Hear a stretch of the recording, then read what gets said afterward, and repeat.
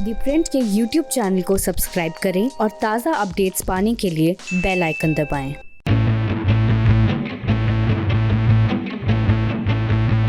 राजस्थान के सियासी दांवपेच में पहला राउंड लगता है कि अशोक गहलोत ने जीत लिया है। अशोक गहलोत ने जो सुबह विधायकों की बैठक बुलाई थी, उसमें गहलोत कैंप की तरफ से दावा किया गया है कि 109 विधायकों का समर्थन उनके पास में है।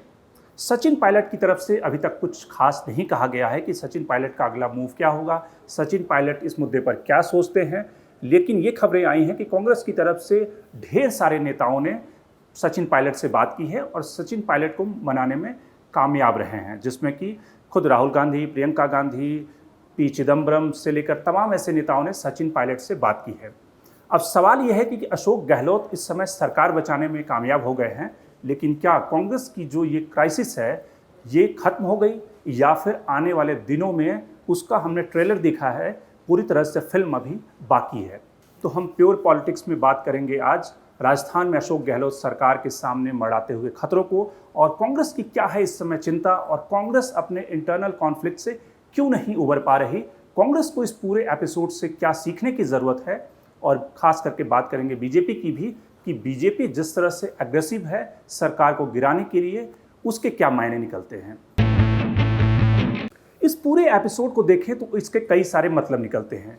पहला मतलब ये निकलता है जो कांग्रेस के लिए खासकर से है कि कांग्रेस का जो इंटरनल मैकेनिज्म है कॉन्फ्लिक्ट को सुलझाने का, वो मैकेनिज्म काफ़ी सॉलिड नहीं है, वो काफ़ी लचर है, काफ़ी कमज़ोर है। वो कैसे?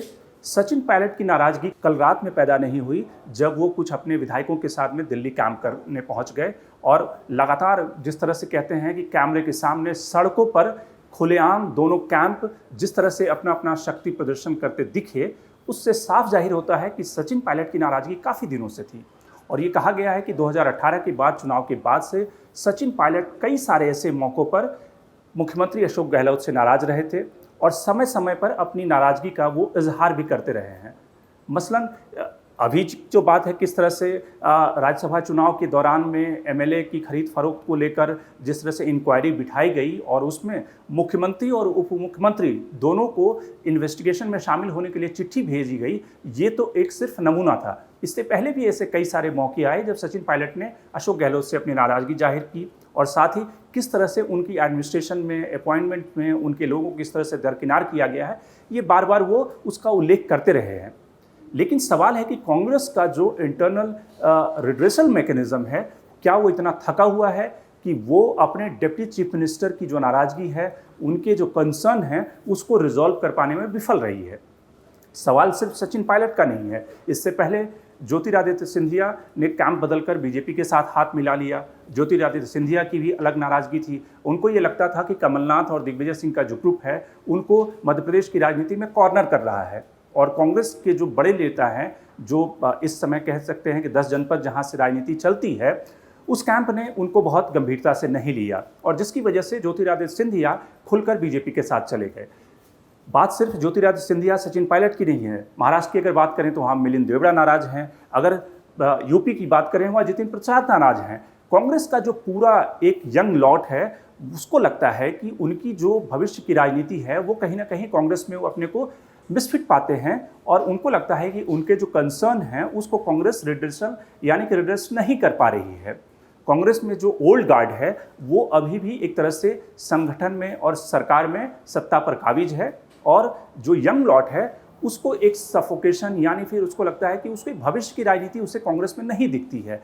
तो एक बड़ी वजह यह है कि जो यंग लॉट का जो एम्बिशन है, और एम्बिशन राजनीति में अगर कोई भी राजनेता आया है तो वो एम्बिशियस होगा, वो इसीलिए राजनीति में आया। और यह किसी भी प्रोफेशन में एम्बिशियस होना कोई गलत बात नहीं है, लेकिन आपको उसे सही मौके और सही तरह से उसका रिहर्सल करना होगा, जो कांग्रेस कर पाने में नाकाम रही है, चाहे वो मध्य प्रदेश हो या फिर राजस्थान हो। तो पहला जो सबक कांग्रेस के लिए ये है कि अगर वो अपने जो लोकल लीडरशिप है, जो यंग लॉट है, जो किसी भी पार्टी का एक बैकबोन है, जो आने वाले कई सालों में, अगले 10-20 सालों में उस पार्टी को आगे ले जाएगा, ड्राइव करेगा, अगर उसकी एम्बिशन का ध्यान नहीं रखा जाता है, वो अपने को पार्टी से कैसे एसोसिएट करेगा या फिर वो पार्टी में क्यों रहेगा।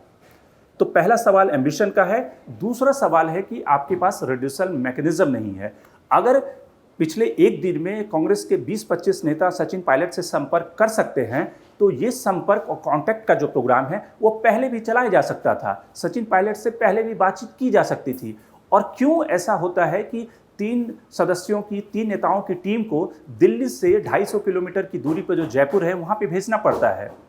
बीजेपी, अगर आप कांग्रेस से और बीजेपी की तुलना करेंगे तो अगर आपको अपना संदेश या अपनी कोई बात पहुंचानी है तो उसके लिए सीधे अमित शाह के फोन लाइन पर अमित शाह उपलब्ध हैं, जेपी नड्डा उपलब्ध हैं, उसके लिए किसी कमेटी को भेजने की ज़रूरत नहीं है। तो कांग्रेस को साथ में ये सीखना होगा कि जो कम्युनिकेशन का मैकेनिज्म है उसको सिंप्लीफाई करें, उसको सरल करें और अपना जो यंग लॉट है उसकी एम्बिशन को सही तरीके से सही प्लेसमेंट करें और उन्हें उस पार्टी में उन्हें अपना भविष्य दिखना चाहिए। अगर उन्हें अपना फ्यूचर नहीं दिखता है तो वो अपने को आइसोलेट करेंगे, जिसका कि रिफ्लेक्शन जयपुर की घटना या राजस्थान की घटना में साफ दिख रहा है कि जिस लीडर ने पिछले 5 सालों में वहाँ पे पार्टी अध्यक्ष रहते हुए मेहनत करके उस पार्टी को जिताया और बाद में जहाँ पे अशोक गहलोत को सत्ता सौंप दी गई, तो वो लीडर अपने को आइसोलेट महसूस करेगा।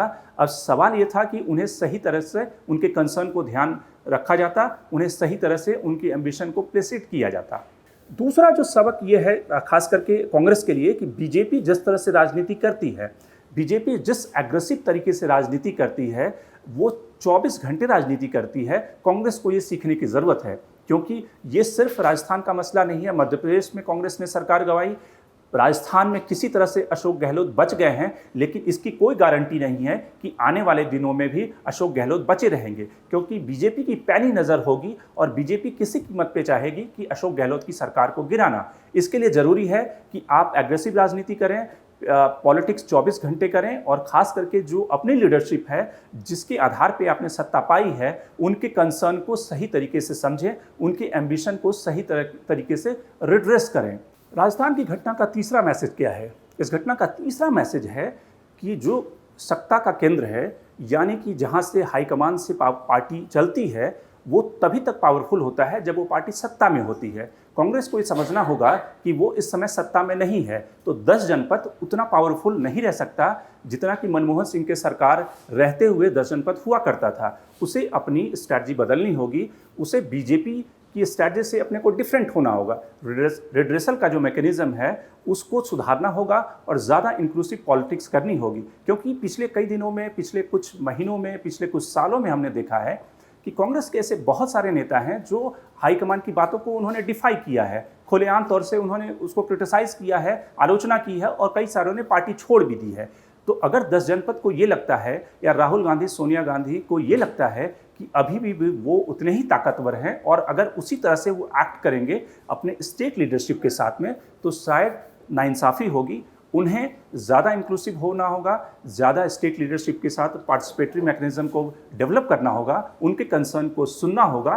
तो ये इस राजस्थान की घटना से 3 बड़े मैसेज कांग्रेस के लिए निकलते हैं कि पहला, उन्हें रिड्रेसल का जो मैकेनिज्म है उसको मजबूत करना होगा, जो लोकल लीडरशिप है और ख़ास करके जो यंग लीडरशिप है उसकी जो एम्बिशन है उसको ध्यान में रखना होगा। उन्हें ये दिखाना होगा कि इस पार्टी में उनका फ्यूचर है, उस पार्टी को छोड़कर अगर जाएंगे तो उन्हें क्या नुकसान उठाना पड़ेगा, और उन्हें ये दिखेगा कि इस पार्टी में उनका फ्यूचर है आने वाले सालों में, तो वो टिकेंगे। और तीसरा बड़ा मैसेज ये है कि जो हाई कमांड का कल्चर है उसको डिसेंट्रलाइज करना होगा, उसको पावरफुल उस तरह से वो बनाकर अगर समझेंगे कि वो उसी तरह से पावरफुल रहे जिस तरह से जब पार्टी पावर में होती है, तो शायद मुझे लगता है कि इससे और जो आइसोलेशन है लोकल लीडरशिप का वो बढ़ेगा।